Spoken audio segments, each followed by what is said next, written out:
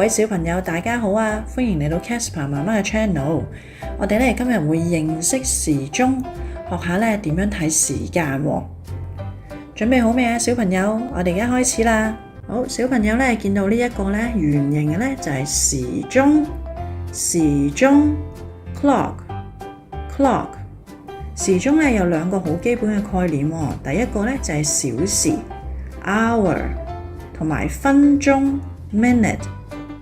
小朋友咧見到個鐘面上邊咧有兩支針喎，短啲黑色嗰支咧就叫做時針 hour hand， 長啲藍色嗰支咧就叫做分針 minute hand。呢兩支針咧就係分別表示小時同埋分鐘嘅。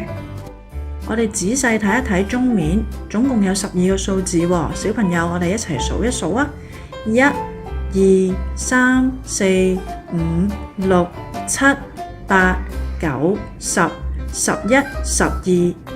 鐘面上咧共有12個大格。我哋再放大睇一睇，即係每一格咧都有5小格嘅喎。我哋一齊數一數，1、2、3、4、5。即係當分針喐咗一大格嘅時候咧，其實已經過咗5分鐘啦。睇咗頭先嗰兩幅圖之後咧，小朋友咧都應該發現啦，時針即係短啲紅色嗰支咧走咗一大格，就等於咧時間咧過咗1小時喎，亦即係60分鐘。好，小朋友，我哋而家咧一齊睇睇時針轉動嘅情況啦。小朋友咧可以集中咧睇一睇紅色嗰支時針指住邊個數字。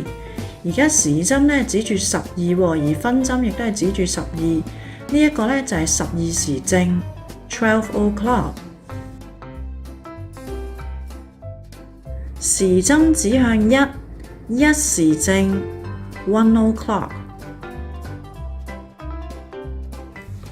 時針指向2時正 2 o'clock。